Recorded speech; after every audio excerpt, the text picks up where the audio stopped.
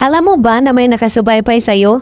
Sinusubaybayan nila ang lahat ng iyong ginagawa, pati na rin ang iyong mga nakakausap?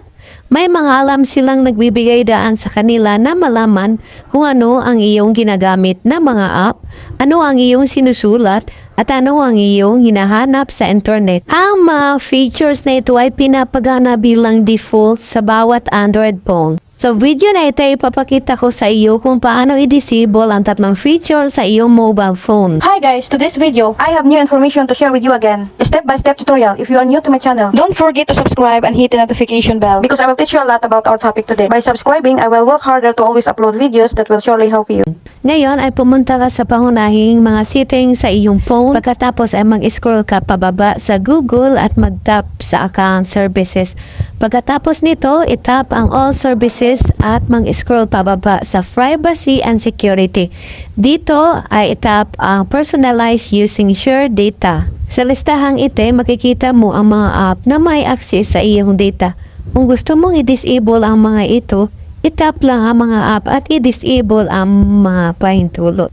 Ganito kasimple. Ngayon, alam mo na kung paano i-disable ang mga features na ito sa iyong cellphone.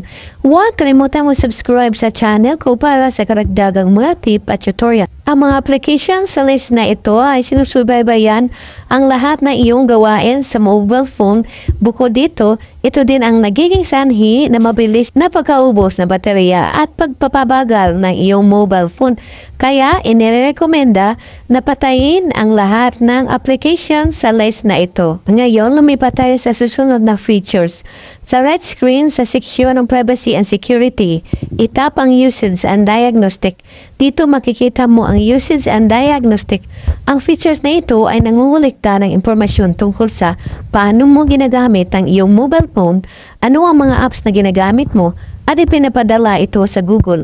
Tulad na nakaraang features, ito din ay nagiging sanhi ng pagpapabagal ng mobile phone at pagkaubos ng baterya. Kaya, inirekomenda kong i-off ito. Ang huling settings na babaguhin natin sa video na ito ay pumunta sa setting, mag-scroll pababa at itap ang Google, piliin ang all services at mag-scroll pababa sa privacy and security. Ngayon, mag-tap sa ads. Ang features nito ay nangungulikta na impormasyon tungkol sa iyo kasama ang ka-chat mo sa mobile phone, kung ano ang hinahanap mo sa internet at nakikinig sa lahat ng iyong mga kausap sa call gamit ang isang microphone sa labas. Mayroon kang personalized advertising. Kung mapapansin mo, pagkatapos ng call ay biglang lumabas ang advertisement. Nangyayari ito dahil sa features na ito at ipinapagana sa iyong phone. Paano natin i-off ito? Una, mag-scroll pababa ng kaunti at hanapin ang Receipt Advertising ID.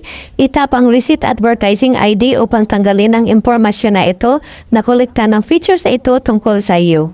Itap ang Receipt Advertising ID pagkatapos ay i-confirm.